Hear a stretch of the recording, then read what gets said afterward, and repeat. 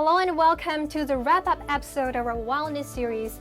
And today I'm very happy to have neuroscientist and psychotherapist Crystal Goh with us. She will help us to review the wellness activities that I tried in the past 2 months and also suggest how can we better take care of our mental health on a day-to-day basis.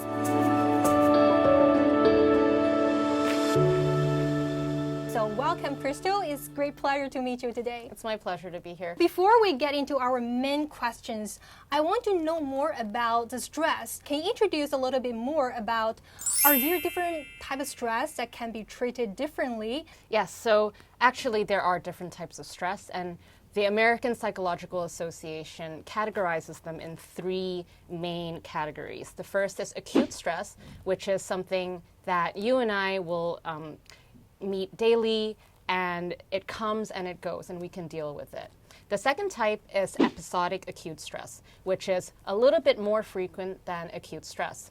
And the third type is chronic stress, and that's when you are constantly in an environment, whether it's social or physical, that bombards you with stressing triggers. And this is what causes lower immune system and can cause fear and anxiety, even trauma, and sometimes it's related to adverse childhood experiences as well. And in the past 2 months, I tried 8 different kinds of practices to help me to deal with stress, from Tai Chi yoga, which is more about Tai Chi, forest bathing, Wim Hof method, plant medicine, so on and so forth. I wonder, is there a way that we can try to categorize that different kinds of methods? Yes, so you tried so many types of practices. Some of them are bottom-up, which is using sensory input to create a different type of state of consciousness or self-awareness. Some of them are top-down, which is using our attention and our willpower to be aware of our experiences so that that regulates our internal state. Wow, just 2 different kind of big categories, basically, right? Well, if you look at the practices that you did, they are not exactly black and white. So for example, in the Wim Hof method, first you bravely went into this cold, ice-cold pool of water. And what that does is actually kicks our adrenal system into overdrive. And when this happens, our body reacts by increasing the stress response and also increasing the immune response. Yes. And that's why you have the long-term health benefits over the course of practice.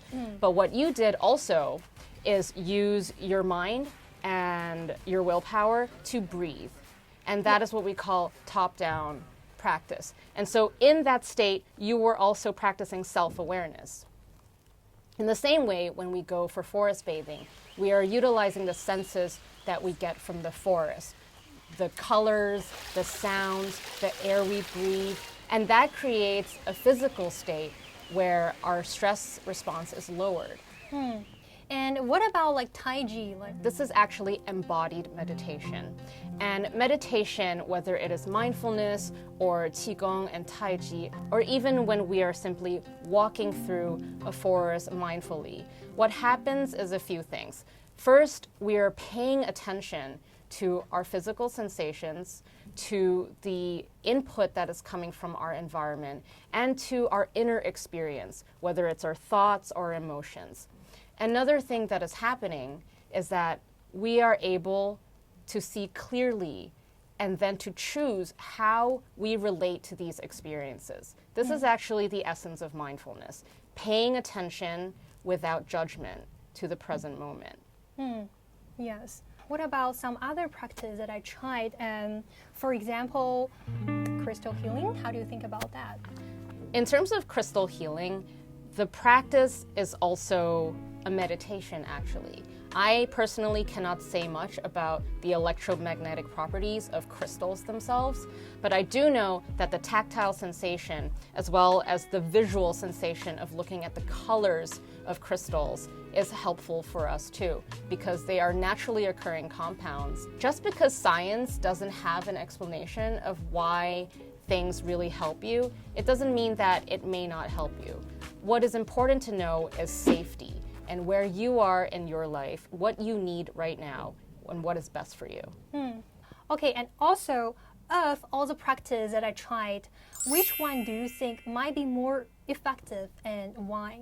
So I like to think about these practices in terms of how accessible they are, as well as their longevity, how long you can continue practicing them for. Yes. For example, in COVID times, there are some people who are having to take care of their family all the time, and they have compassion fatigue, and all they want is some time alone.